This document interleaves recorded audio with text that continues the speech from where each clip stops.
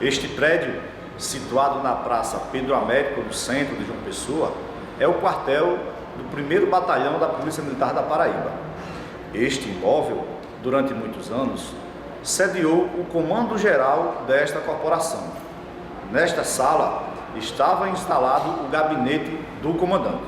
Portanto, foi aqui que o coronel Ivo Borges da Fonseca Neto despachou durante 8 anos e 7 meses, nos seus 3 períodos de comando desta corporação.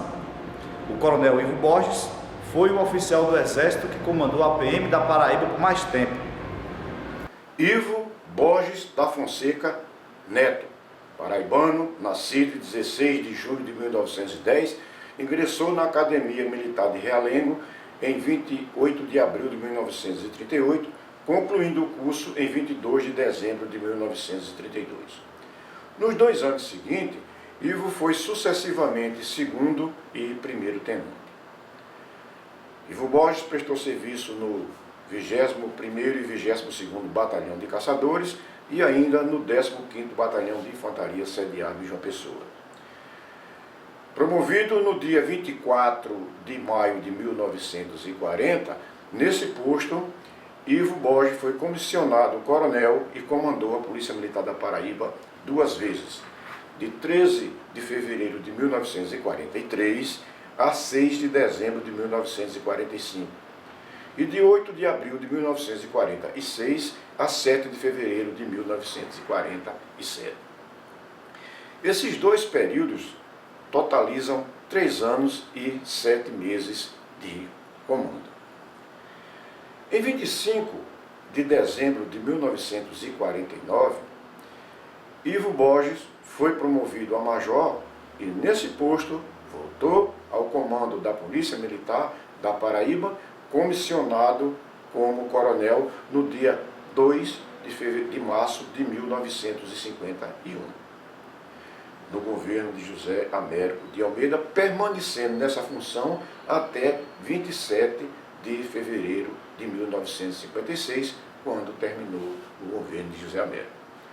Portanto, esses 3 períodos de comando totalizam 8 anos e 7 meses, que foi o tempo que Ivo Borges comandou a Polícia Militar. Mas é sobre seu último comando que vamos focar nossa atenção para registrar os fatos mais relevantes nele ocorrido.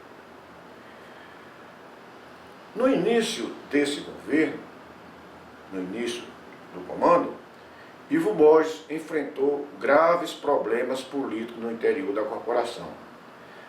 Para melhor se entender essa situação, vamos, preliminarmente, enfocar de forma sumária alguns fatos políticos que antecederam esse governo. José Américo de Almeida foi a mais importante figura política da Paraíba no decorrer das décadas de 1930 e 1940. De 1930 ao início de 1935, José Américo foi ministro de Viação e Obras Públicas no governo de Getúlio Vargas, um dos ministérios mais prestigiados. Em seguida, em 1935, José Américo foi eleito senador, coligado com Agemiro de Figueiredo, que foi eleito para governador em eleições indiretas feitas pela Assembleia Estadual Constituinte.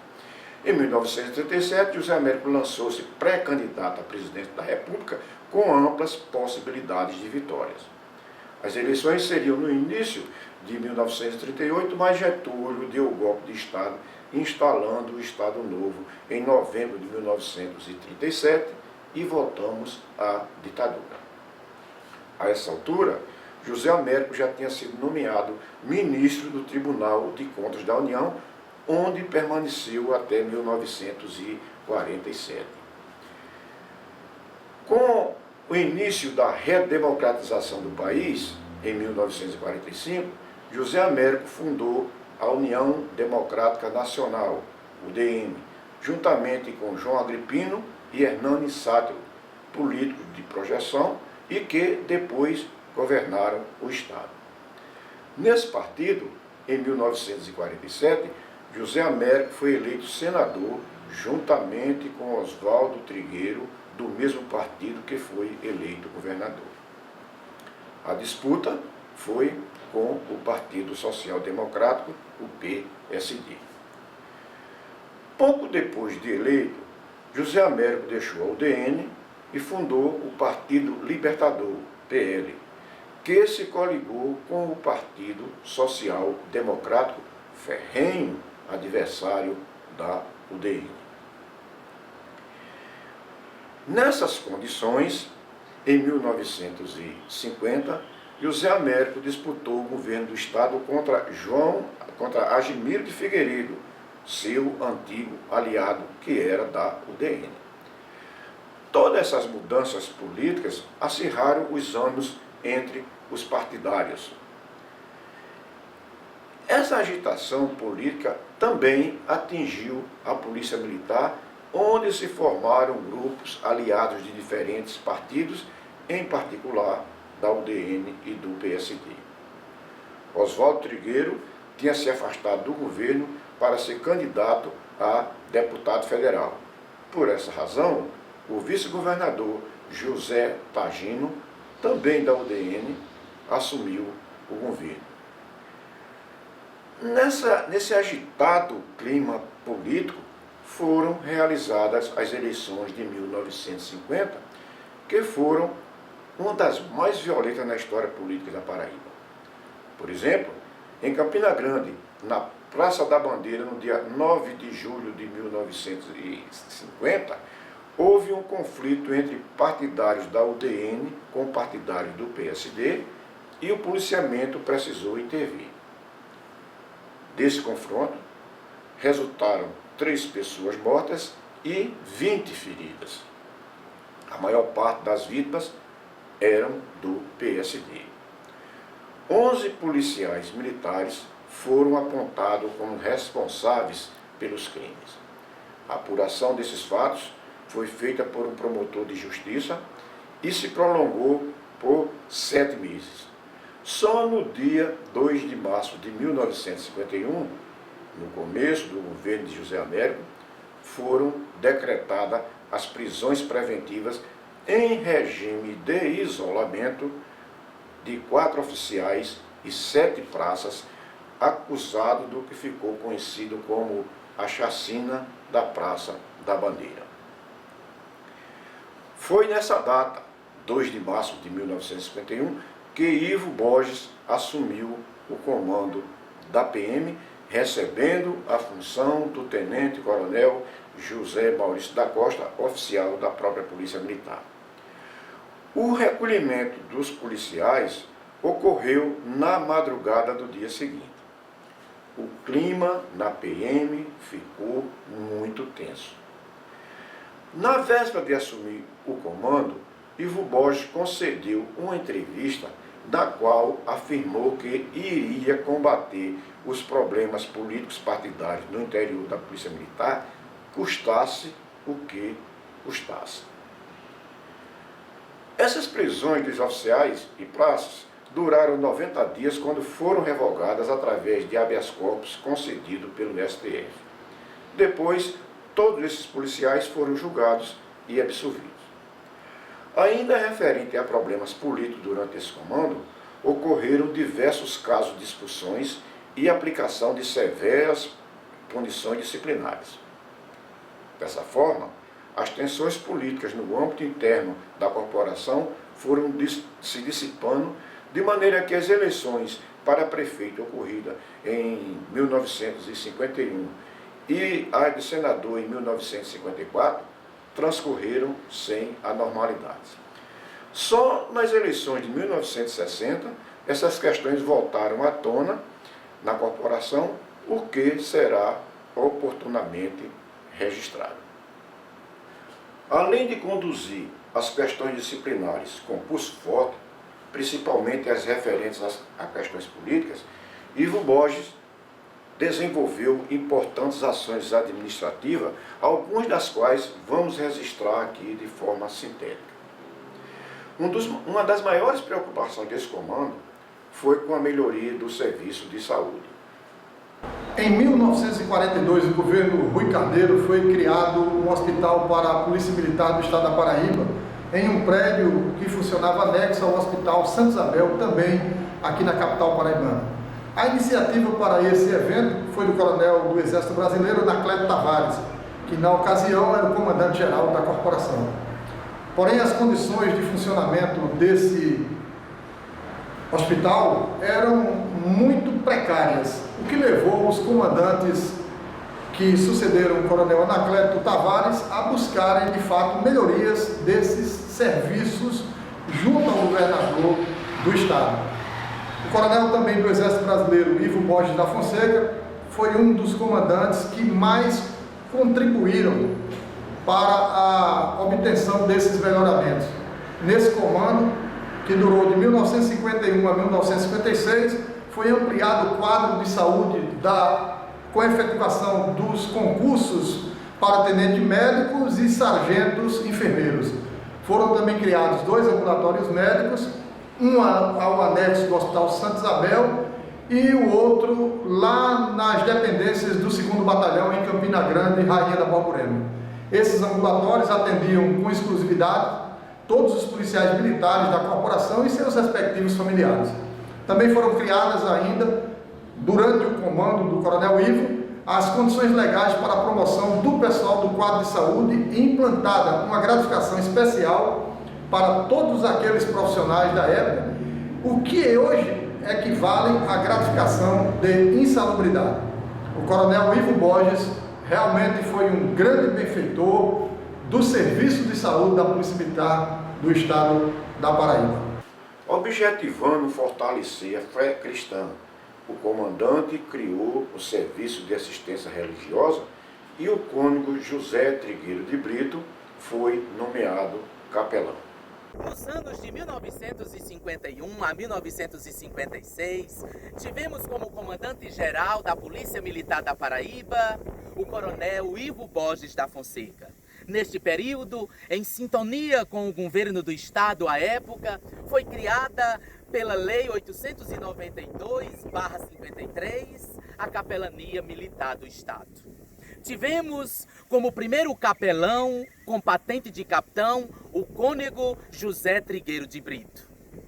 Ele, de uma família tradicional, que também teve 2 sobrinhos padres, Antônio Trigueiro e José Trigueiro do Vale, pela assistência religiosa à corporação, ofereceu os serviços religiosos a uma vida espiritual desta tropa. Falecido a 8 de janeiro de 1959, deixou o seu legado como padre e capitão, à Polícia Militar da Paraíba.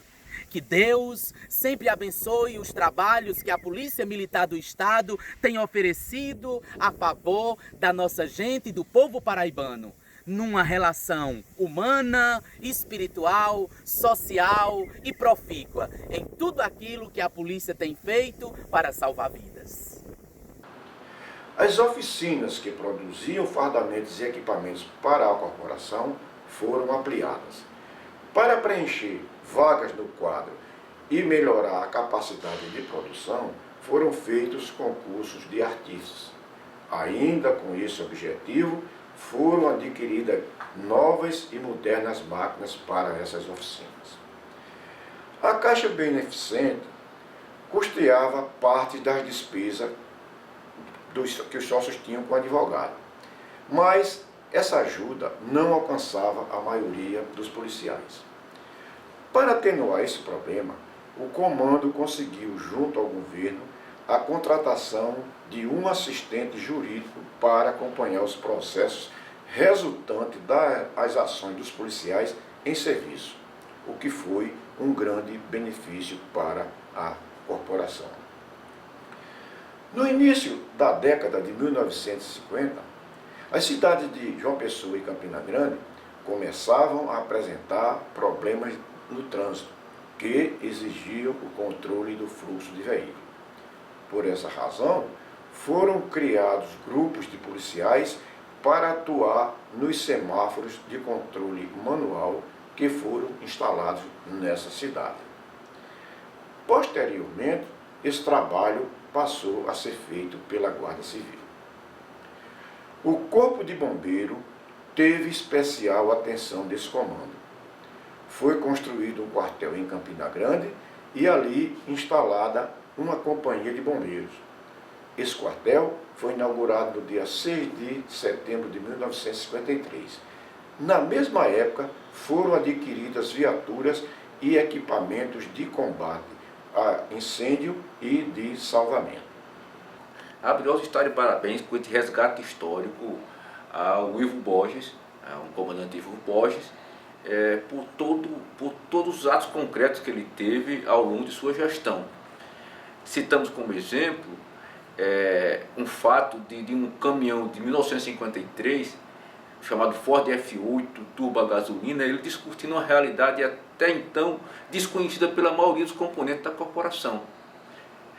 É um caminhão para a época moderno, já dotado de diversos equipamentos, dentre eles mangote, mangueira, esguicho, além de tudo um canhão de combate a incêndio, ou seja, com uma bomba, né, que projeta água a uma distância considerável.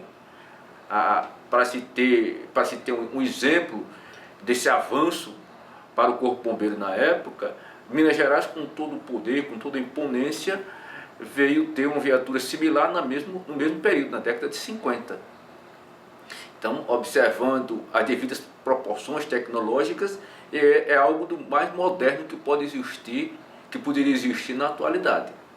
Além dessa experiência com esse veículo novo, que trouxe melhorias para a corporação, tivemos ainda a construção, a inauguração, a construção da unidade do Corpo Bombeiro de Campina Grande. A interiorização feita em 53, para termos também uma comparação dessa visão futurista de Ivo Borges. 38 anos depois foi que continuou essa interiorização, em 1991, com as unidades de Guarabira e de Patos. Então é um legado importante e que merece todo o nosso respeito e toda a nossa reverência. Em relação à remuneração, durante esse comando teve início o pagamento de gratificação por tempo de serviço, embora só beneficiasse quem contava com 15 ou 25 anos de serviço.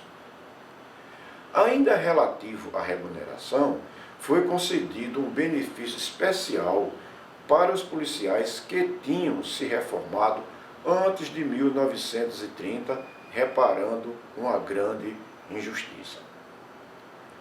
Essas medidas geraram grande euforia na tropa. No dia 25 de outubro de 1953, Ivo Borges, que era major do Exército, foi promovido a tenente-coronel e, por esse motivo, foi alvo de uma grande homenagem por diversos segmentos da sociedade, o que atesta o seu elevado prestígio social. Um dos acontecimentos mais marcantes desse comando foi a realização do 3º curso de formação de oficiais, que foi concluído no dia 7 de setembro de 1954. Foi uma turma pequena, formada só por sargentos, cuja relação de concluintes é a seguinte: Clodoaldo Alves de Lira, Antônio Pereira Gama, José Alves de Lira, Raimundo Cordeiro de Moraes, Joaquim Sinfrônio da Silva, Luiz Gonzaga de Melo, Geraldo Gomes da Silva, Ivanílio Lopes Lordão e Manuel Braz Tavares, todos oficiais que depois prestaram extraordinário serviço à corporação. No dia 27 de janeiro de 1956, no final do governo de José Américo de Almeida, Ivo Borges da Fonseca foi exonerado a pedido e voltou às suas atividades no Exército. Ivo foi promovido a coronel no dia 9 de abril de 1959 e passou para a reserva no posto de general de brigada.